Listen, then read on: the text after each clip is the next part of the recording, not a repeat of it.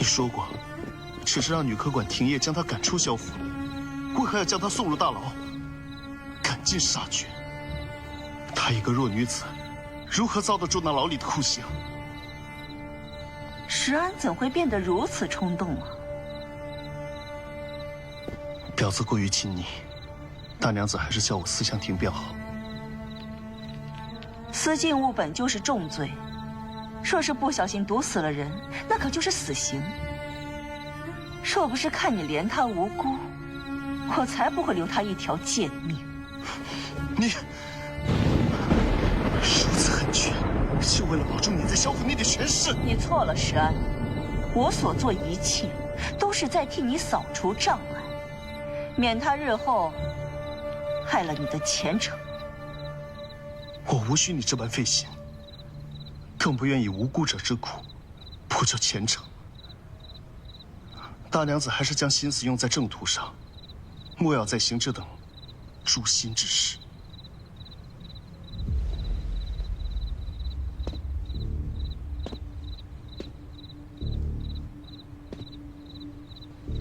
你父亲把你教导的过于良善，只是这世道，岂是良善就能苟活的？你竟也如他一般，愚忠愚善，不懂权柄之厉害。当年，他若肯为我多争半分，我又何故诸多筹谋？父亲一生清正，不争权夺利，却活得坦荡磊落。你深谋远虑又如何？最后也不过是一个困于深宅，无人真心以待，只能守着这些名利钱财，孤寡而终的怨妇。放肆！我费尽心思，机关算计，都是为了谁？想当年，我为你父亲铺好了进太医署的路，可他呢，偏要假模假样，说什么悬壶济世、救死扶伤，不愿参与宫中纷争。哼！如今呢，连一个像样的墓碑都没有，尸骨冷于荒冢，无人祭扫。石安，你也想这样？想让你今后的孩子也这样吗？我这么做都是为了你好。大娘子的好，我承受不起。今夜前来，并非与大娘子论道，而是想问大娘子，要如何才能放了殷娘子？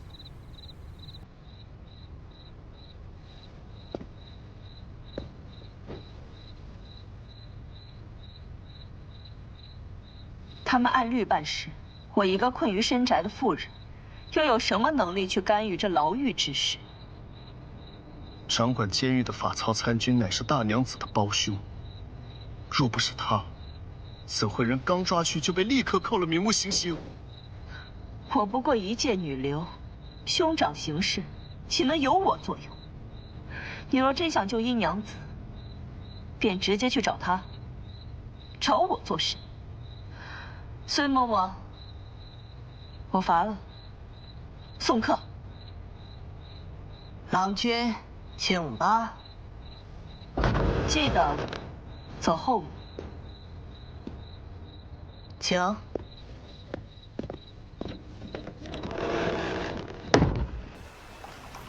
老君，思相庭离开了。退下吧。我知道了。听说殷娘子被罚了80掌，今日被打晕过去了。老君，你的手。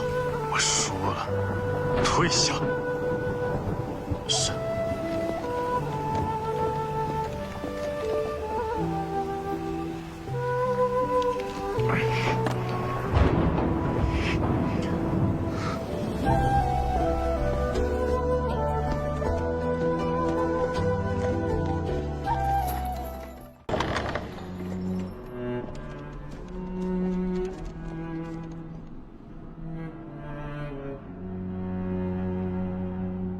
我还以为你不管我了。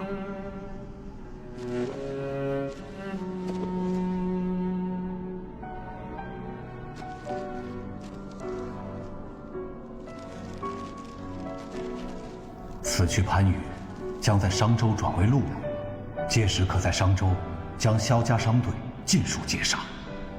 不是的，不是这样的，我阿爷不会这么做的。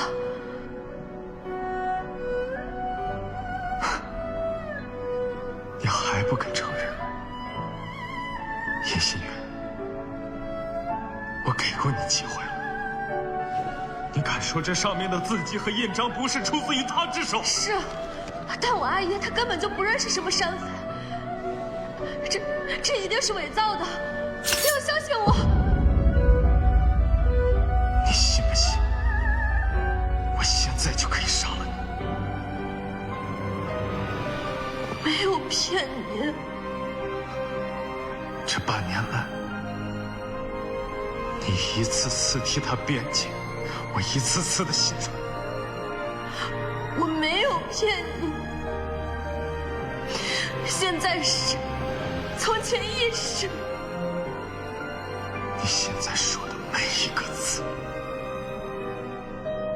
我都不会再相信。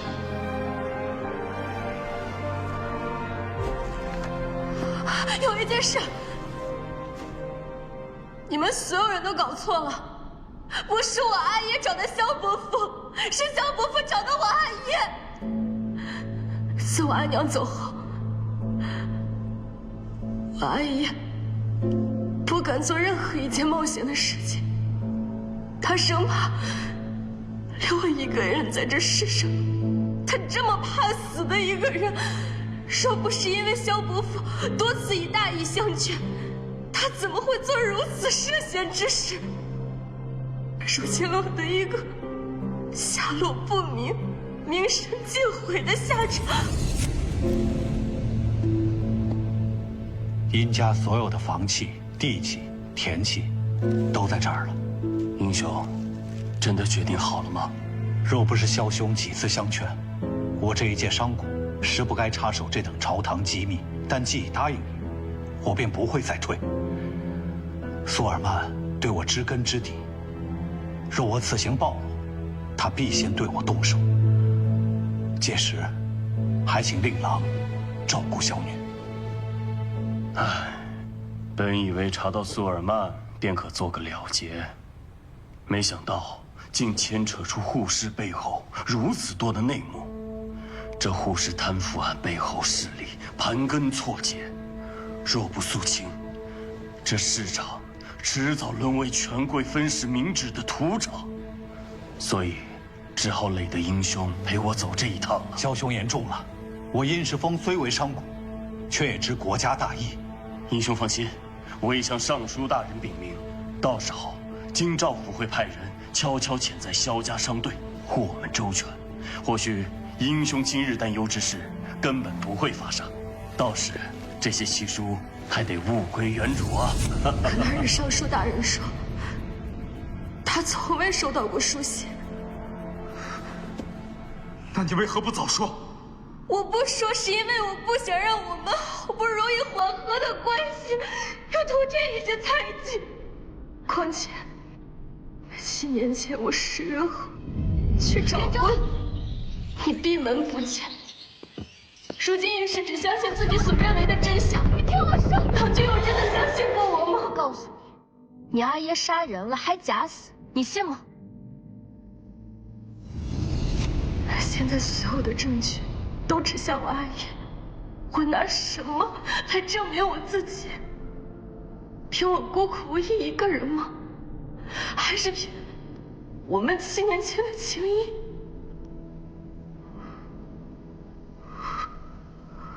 多谢郎君肯听我说完这番话。7年前，你我各执一端，现如今又因为这些事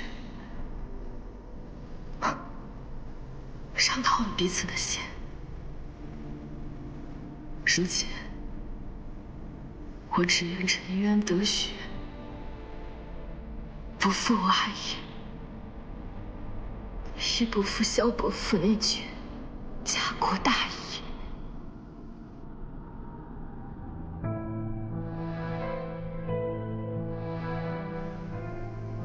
从今往后，你我一别两宽，各自欢喜。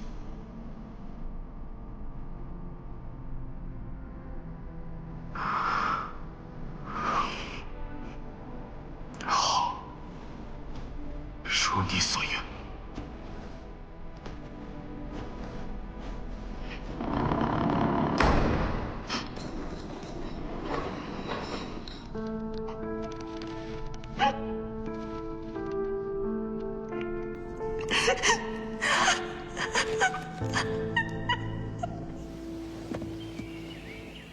新月是被人陷害的，砒霜一事，纯属子虚乌有。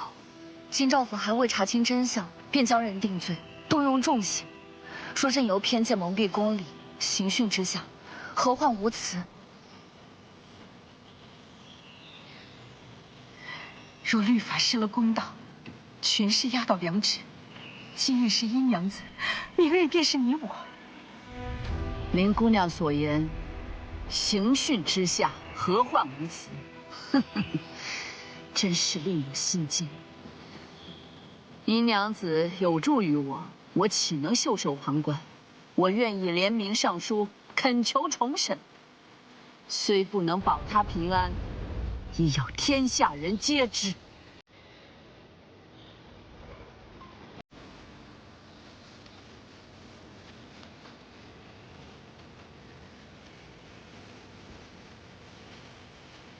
只愿青天不灭，沉冤得雪，不负良善之心。在狱中少不了一番打理，这狱主，这怎么能行？若不是他，我至今都不敢素面见人。拿着，务必护他周全。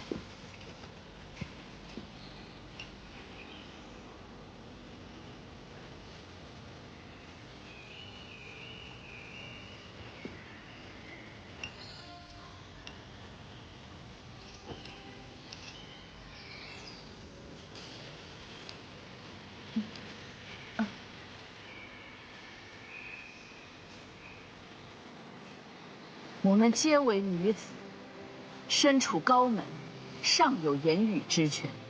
若连我们也沉默，那天下女子何处伸冤？你们放心，我儿在刑部当值，若真有冤情，必当秉公处理。有我们在，放心。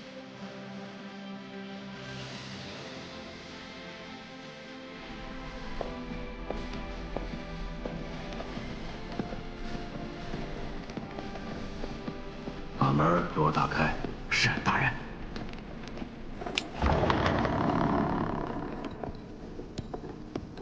尚书大人，莫动，身上有伤，莫动。不知尚书大人前来有何要事啊？这是金疮药，你拿好，好好养伤。如果还有什么需求，随时可以告诉我，我会让下人准备。多谢尚书大人，民女何德何能，竟让尚书大人如此挂念？你的父亲与萧家在为我查案期间深入虎狼之处，我实在是亏欠你们。阴娘子，你放心，这一切都是最好的安排。从今以后，这牢里没有人再为难你。你一定要好好疗伤，在此耐心等候。我先走了。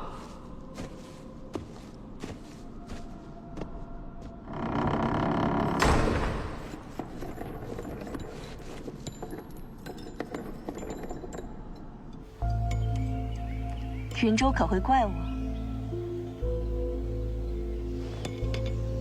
大娘子，这是何意？夫君的丧期将过，女科馆之事，我本意是想让阴娘子收收心，回来与你完婚。女子嘛，还是该相夫教子，恪守妇道。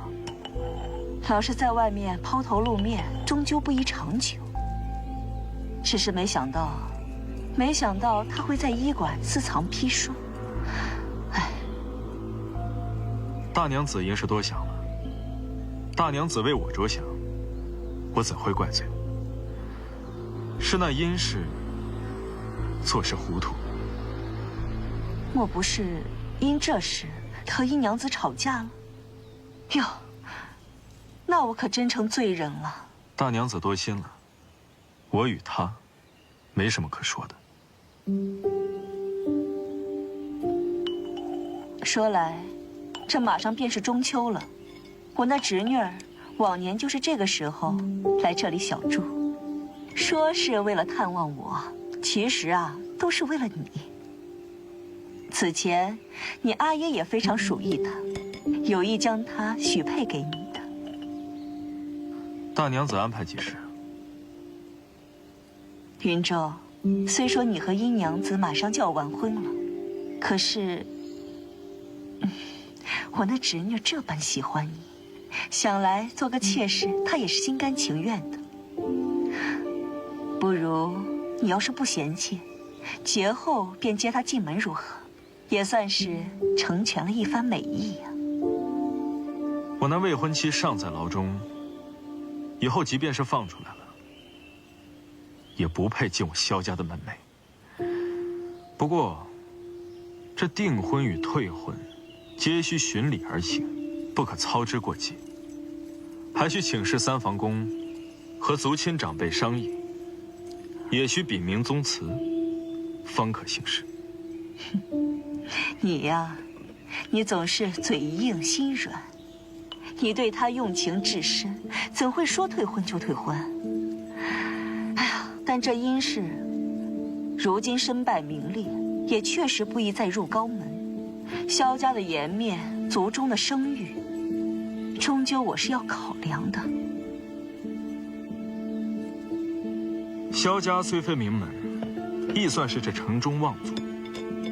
岂能容污点之人玷辱门楣？他殷氏已经设了，婚约自当废止。刘表妹向来温婉贤淑，若能进门，也是我萧家之福啊。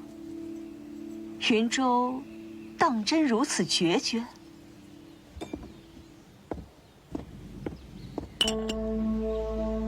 茶既然凉了，就不必再添了。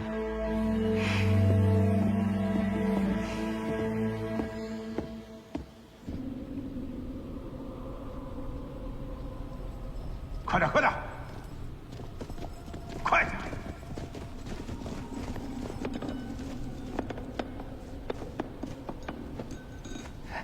点！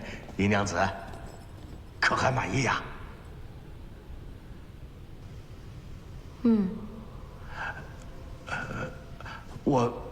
我真不是一个为了蝇头小利就违背职业操守的人，这实在是给的太多了。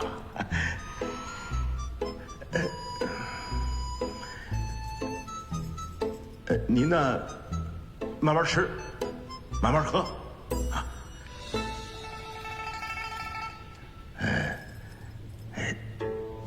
那个主管大牢的发草参军已经被抓了，您的案件会重启调查，再也没有人对您动粗了。我相信，等过了这阵风口浪尖的，您呐就出去了。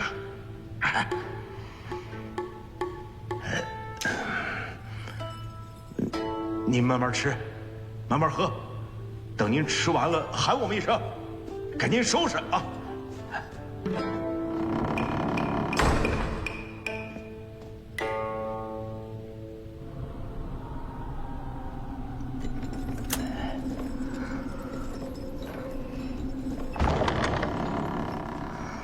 请，慢慢聊，慢慢聊。我们已经联名城中的闺女命妇，为你上书陈情。你的清白迟早昭雪，你且安心住着，莫要担忧外界的蜚语。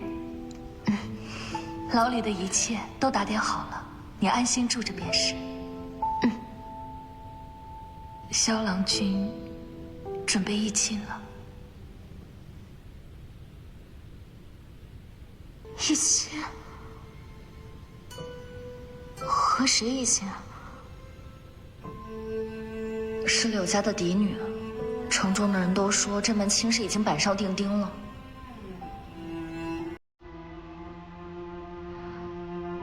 也是情有可原，吃饭吧。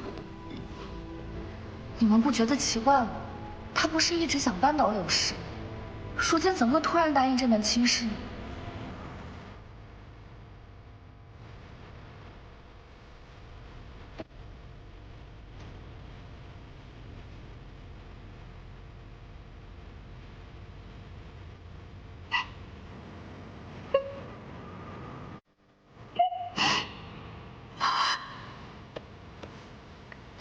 好了，命运弄人，把彼此相爱的两个人拆散。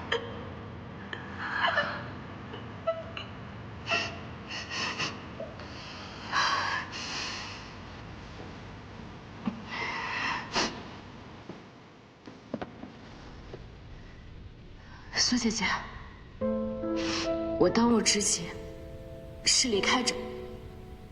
你真的没事吗？我没事。我现在需要你们。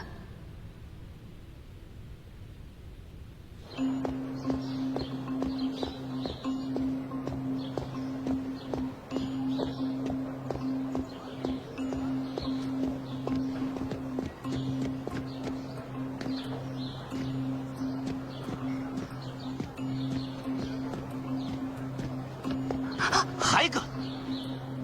郎君勿恼，我并无恶意，只是担忧那日你说嫂夫人病情有误诊之虞，故想弥补些什么，以尽绵薄。哼，用不着你假好心，滚！还不滚？拿来！你再不拿来，我坏家伙，打死你！不许你欺负苏姐姐！你这个疯女人！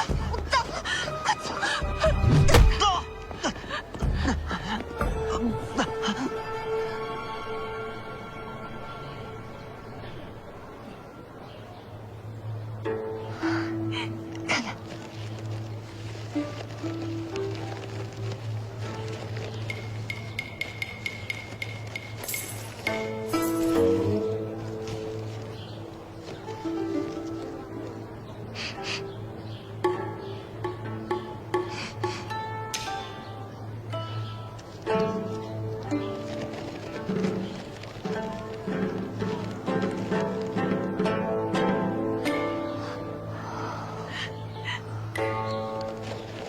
这次你可立了大功了。走走。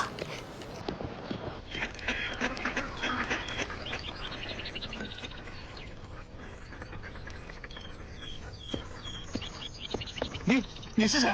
在这干什么？郎君忘了我了？那日可是郎君信誓旦旦地说小女儿吃了药，高烧不退。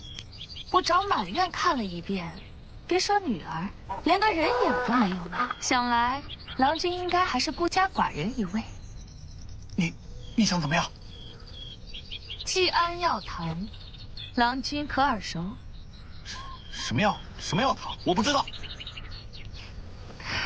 我这个人最讲理，也最懂规矩。你什么意思？只要郎君如实回答，这钱都是你的。你想问什么？是谁让你去女科馆闹事？我不能说。行啊，那就让官府来问你吧。这钱你也别想要了。哎，别，是济安药堂，有个嬷嬷让我去的，说只要闹一闹就能得到1贯钱，还说只要闹得够大，后续还有重赏。那个嬷嬷长什么样子？叫什么名字？50岁上下吧，还有点胖，身上还总有股佛堂的那个什么香味。香火？对，就是香火。姓孙？这我不知道。行，这罐钱归你了。哦，对了，这钱都是你那同伙的赏钱，看来嬷嬷给他的比给你的多多了。哼！什么？这个臭娘们儿！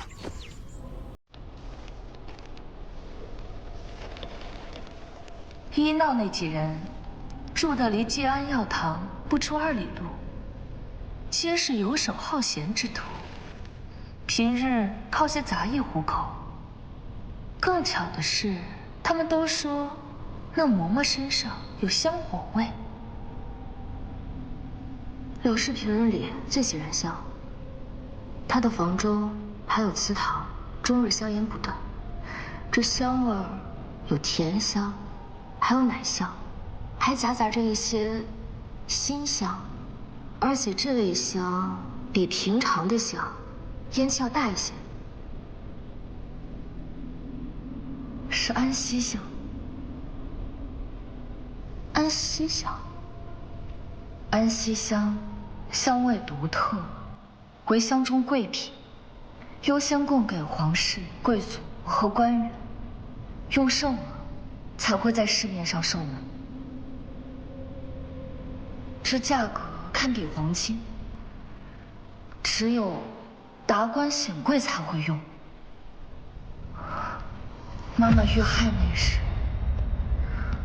她的房中亦有这种奇特的香味。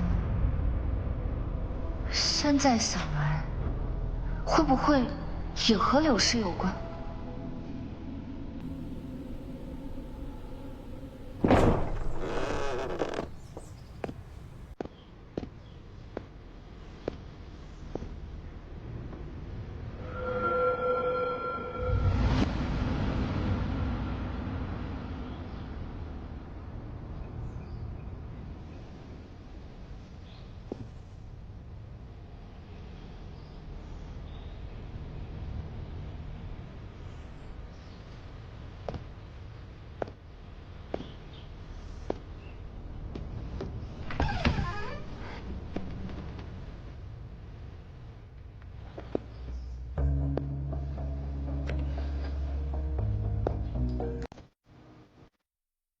白发，沈大人是有何要事要吩咐奴啊？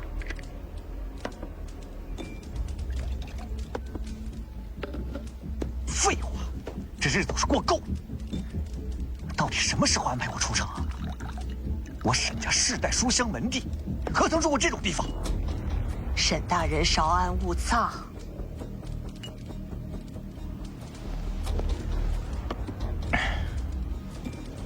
还有，那胡氏的暗约，如今我已经被全城通缉，我与柳家、苏尔曼的合作自然不作数了。哼，那个柳氏，别再妄想以此来要挟我，赶紧将那暗约给我毁了，免得让人知道，惹出更多是非。那是自然，沈大人放心，过几日主母便将你送出城去。从保姆那儿拿走的信件，又去了何处？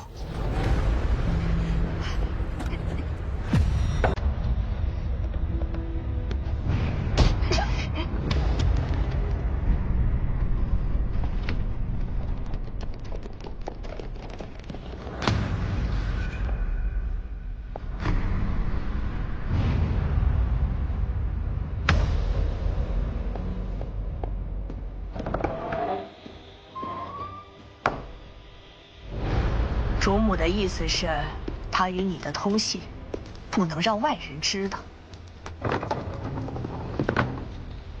什么意思？没想到啊，沈大人竟然将全部的信件都保留了下来。既然沈大人不义，那就别怪我们不仁了。反正你也不差这一桩罪名了，回这次相遇必是你最好的结局。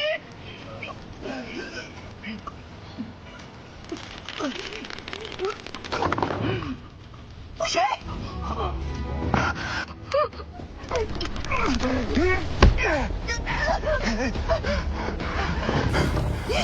站住！你给我站住！嘘，给我站住！站住！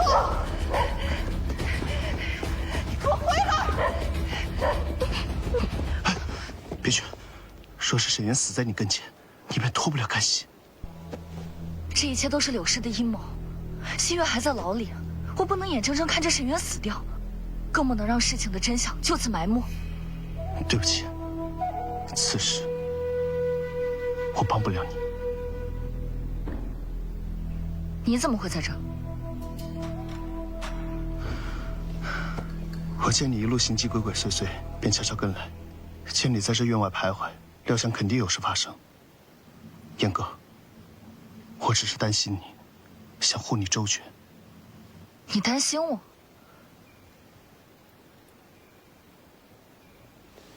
没什么，走吧。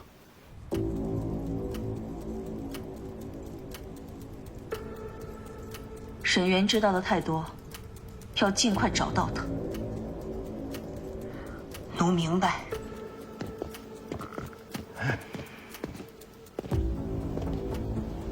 都说说吧。我早便说过，那殷家女行事莽撞，配不上我萧家门楣，解除婚约是迟早的事。柳家嫡女知书达理，如此我们与柳家亲上加亲，倒也不失为一桩好姻缘。今日我亦有事在族亲长辈面前禀明。三房公可还记得7年前我在曲江河畔意外落水，险些丧命之事吗？当时我以为那人是受了清代之事。殷娘子说，你已经没有用了。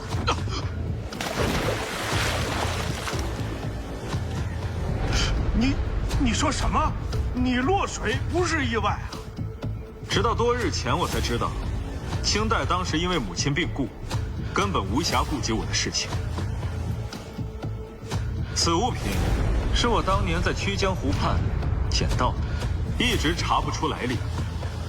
后来我查了大娘子的陪嫁单，才知道这是大娘子的陪嫁物品。原来早在7年前，你就意图谋取萧家的家业。这玉坠我丢失多年，这并不能说明什么。那不如你来说说看。站住！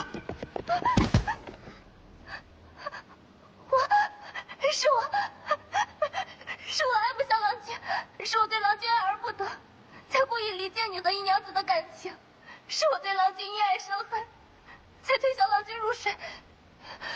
玉坠是我偷的，这一切都与大娘子无关，都是我一人为之。哼！我若7年前就想杀你，你怎能活到今日？那是因为你没想到，云州经此一劫后开始处处提防，你再无机会下手，转而想通过联姻来达到目的，所以你想将我除掉，再让柳家嫡女嫁入府中。你怎会在这？京兆府已查明，我是被奸人所害。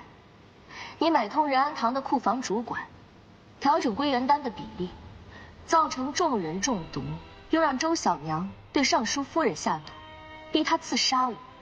这些事情你认还是不认？你糊涂啊！你为何要行此等悖逆之事？家族颜面、朝堂法度，尽数被你踩在脚下。三房公，你怎可听信他一人之词？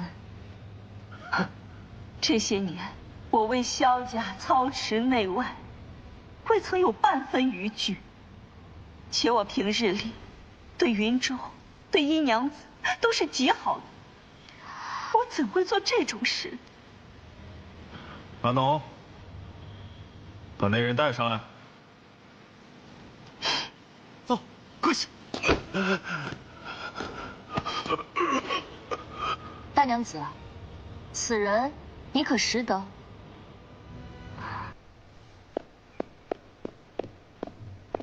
金娘子，你为什么会觉得我会识得此等匪类？因为他是杀死你夫君还有陷害我阿耶的凶手。是什么？说，是他许我金银，劫杀殷萧两族商队，也是他让我故意在现场留下殷家邪物，引所有人追查殷世峰。他还说事成之后，便让我掌控萧家商务。住嘴！无耻匪类，你血口喷人！没有，我所言句句属实，绝无虚言。表面仁慈善意，实则蛇蝎心肠。为了得到萧家的家产，不惜勾结山匪，残害亲夫，嫁祸于人，颠倒黑白，将我殷家推入万劫不复之地。够了，你简直一派胡言！我与夫君间谍情深，我对云州亦是视如己出。若不是你整日在外面抛头露面，我怎会容不下你？今日之事，我就当从未发生，往后休要再提。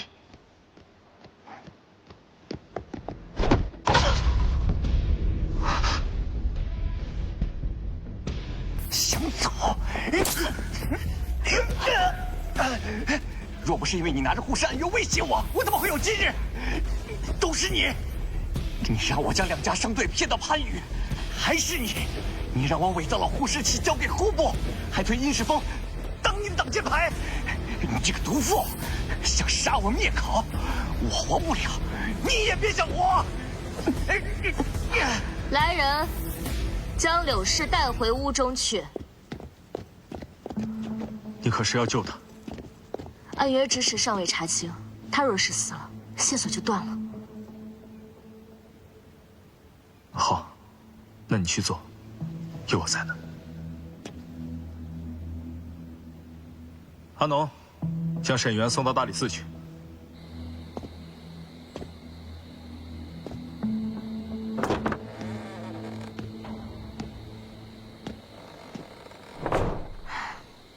他失血过多，性命暂无大碍，但需要静养。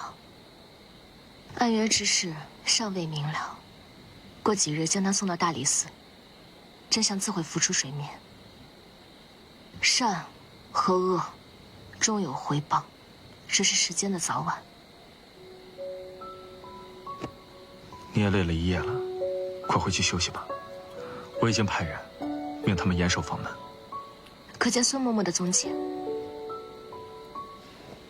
已经把萧府整个搜遍了，怕是知晓了柳氏的罪行败露，早已逃之夭夭了。阿爷，我和清代一起来看您了。如今一切的真相都已水落石出，您不用再担心萧家了，我也不会再让歹人有可乘之机了。是啊，萧伯父，如今云州已经成长为一名不喜形于色、能独当一面的好郎君了。哦，他连我都骗了。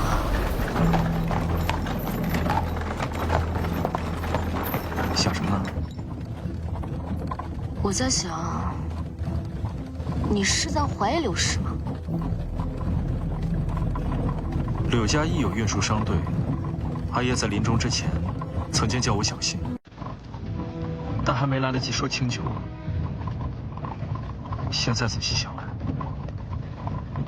可能是柳氏。那我们倒不如试一试。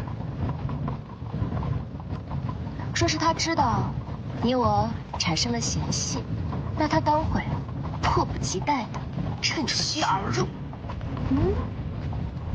你我一别两宽，各自回心。好，如你所愿。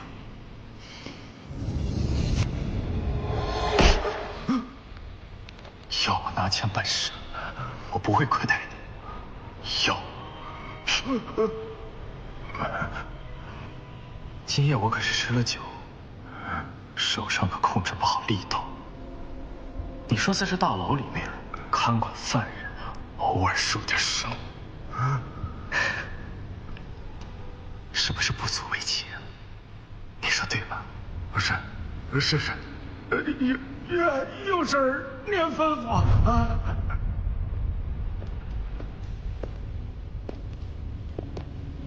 为何不亲自送药啊？还不到时候。这京兆府的大牢不干净，稍有不慎，怕是会打草惊蛇。徐徐图之，一旦证据确凿，便可一击即中。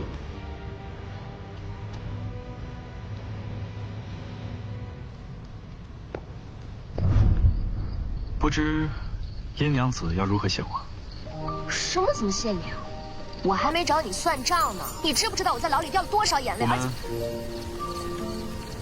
成亲吧。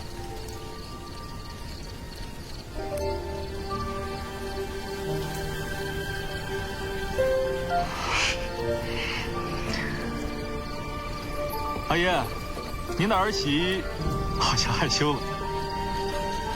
我没有，我们不是还说要去拜访尚书府吗？你走吧，快点，快点！哎，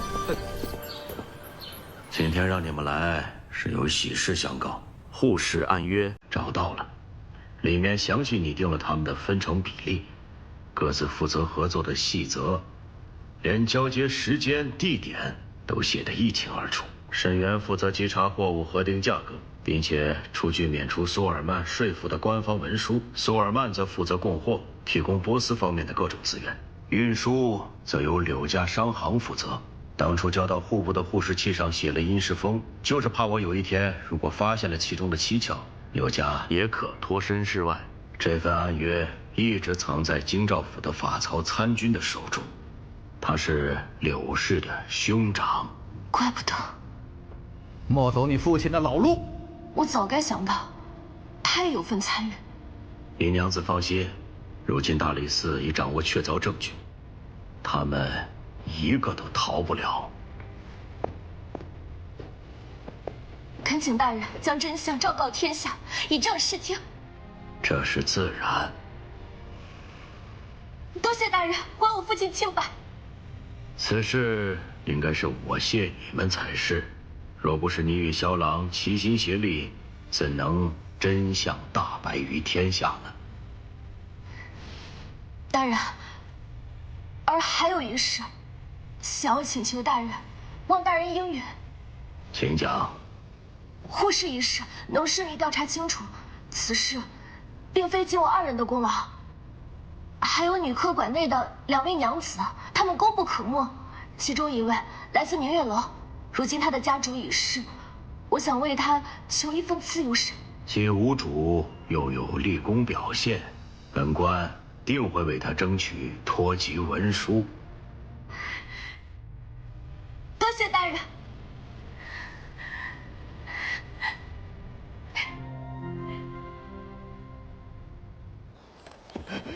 官爷，官爷，死人了！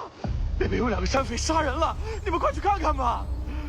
我跟他去看看，你们俩押个人去刑部大牢。是，这边走，在这边走。官爷，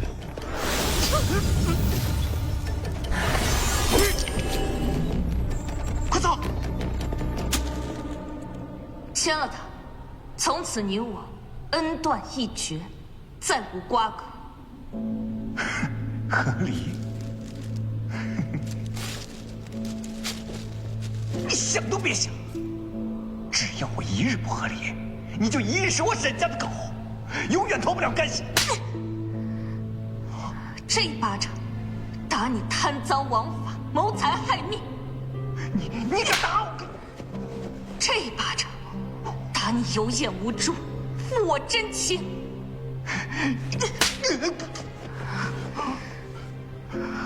你以为我苏毅是什么任人拿捏的软柿子？仗着我对你的爱慕和退让，得寸进尺。你别忘了，我苏家手里可是握着江南3郡的商路，这一纸和离书，我无所畏惧。姨娘，夫人，这只簪子是我亲手为你做的。云昭，7年前我去江池失约，以前的事情就让它过去吧。清淡，做我的妻，可好？你可是一时兴起？不，是蓄谋已久。这些年我们虽然有过嫌隙，我亦对你有过埋怨，但早已在那一次次阴府门口徘徊时化作懊悔。我就在想，若我当时更坚定一点，若我再相信你一些，我们便不会错过这7年。现在丧期已过，我便娶你可好？你若负我以消失的列祖列宗起誓，此生为情一人，生死不离，永不相负。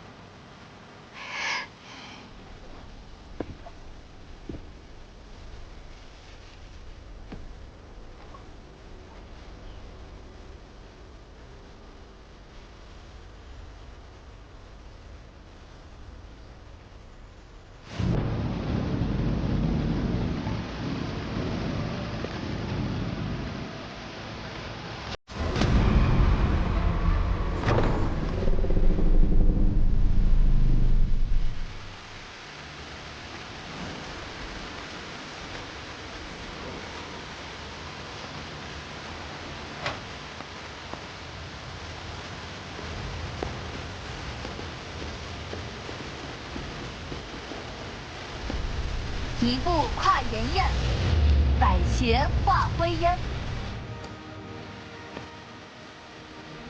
清泉浊尘清，从今世事宁。欢迎回来。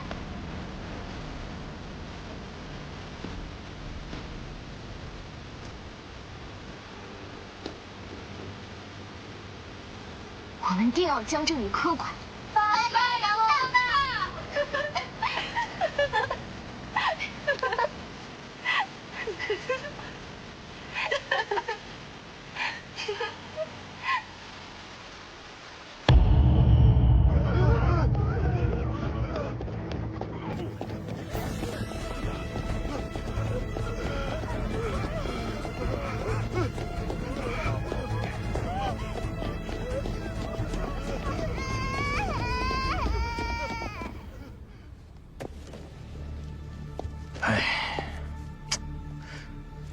这几日病人怎么多了如此之多？药库存量不足，你快去将这些缺失的药材补齐，切莫耽搁。是。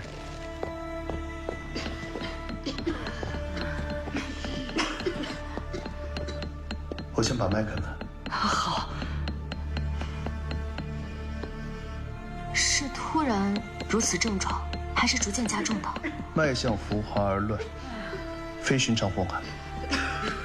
家中可有人患相似病症？来，有些发热，可有呕吐？有的。好了，来。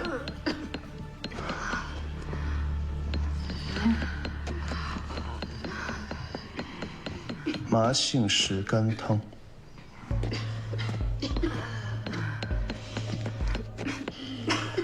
等一下，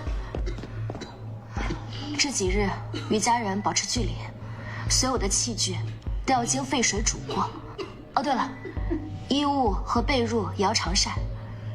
如果发现症状加重，及时来找我们。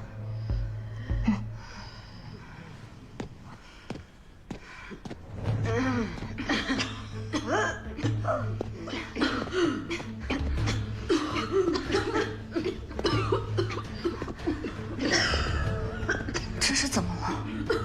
近2日病症相似者已逾数10人，发热、腹痛、泻力无度，兼有呕血、便血之症，恐非偶感湿邪，怕是疫病将起。苏姐姐，多备一些常用的药材。好。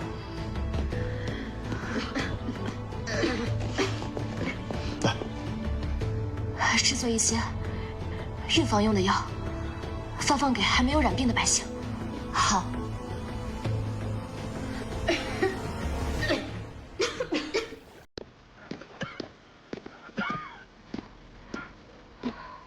你们这是怎么了？我也不不太清楚，刚才就喝了2口水，这腹中突然就疼痛难忍。这水是从河里打捞上来的吗？是啊。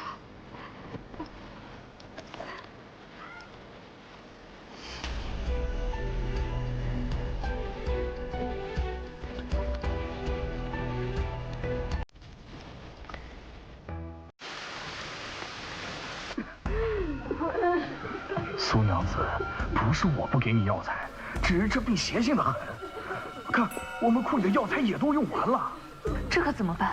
外面的药行现在都涨了3倍的价，女科馆根本负担不起啊。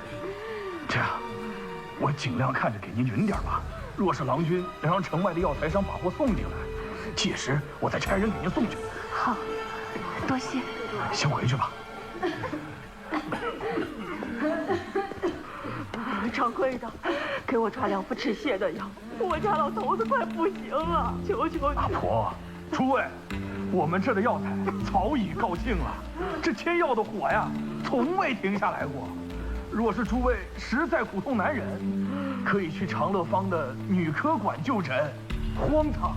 那女科馆是专治女人归疾的，我们男人去了有何用啊？医病不分男女老幼，只论病症。不去。去了也是浪费时间，女子行医岂能信呢？我们宁可在这儿等药呢。哎呀，你说你，哎呀！今日一时汹汹，已夺数人性命，若再执偏见，拒良医于门外，恐悔之晚矣。言尽于此，望诸位珍重。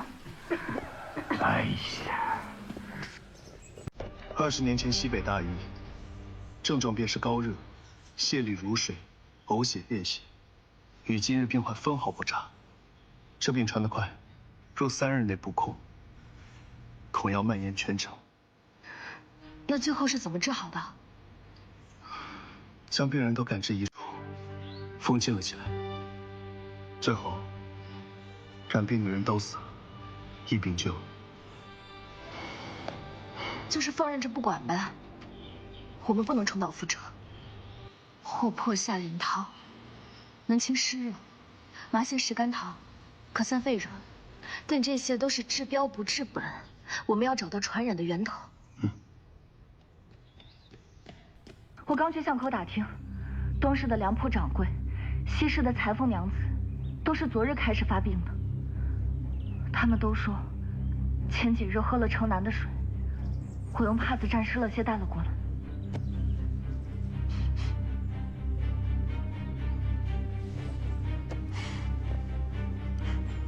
有股腥腐之气，其中的味道太杂了，辨不清源头。库存的药材不多了，刚才我派人去药行问，他们说药材涨了3倍的价，仁安堂也借不来许多。涨价也得买啊！苏姐姐，你去问问那些药行，能不能赊账借一些药材，等到疫情平息后，我们加倍奉还。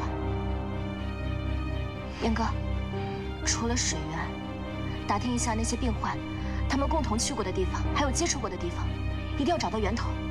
好，务必小心。好，那我们去了。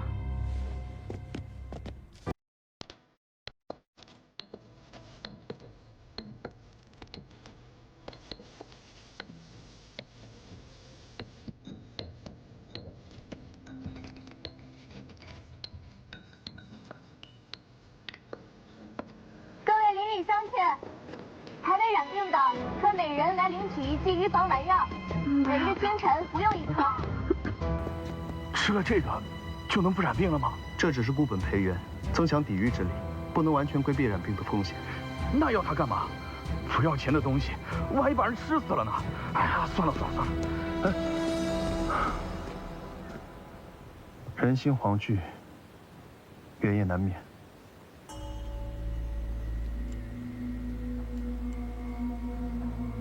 如今西市已闭市3日，城内染病人数每日递增，已有不少百姓因病去世，还有百姓想逃出城外，但城门设了关防，防控出入。我们的压药商队亦被堵在城门外。阿农，随我去找京兆府和行会议事。给点药吧。我们真的没药了，走吧，走吧，走吧。阿翁，您莫怕，他们没药，我们这儿有，我来给您瞧瞧。这女科馆岂能给男子看病啊？疫情当前，性命攸关，岂分男女？哎呀，罢了罢了。阿翁，让我来给您瞧病。您若不放心，我们这儿也有男医者，您且安心医治，我们自当竭尽全力。啊，那就劳烦这位郎君了。城中的药铺和医馆皆自顾不暇，甚至闭门谢客，唯有我们这边还开着门收治病人，却如此冷清。想来是觉得我们这女子开的医馆，只会看女子的带下病，我们改变不了他人的偏见，唯有尽己所能，才能够无愧于心。舌头伸出来。有没有人啊？有没有人救救我的孩子？今日有接诊了，快去别处吧。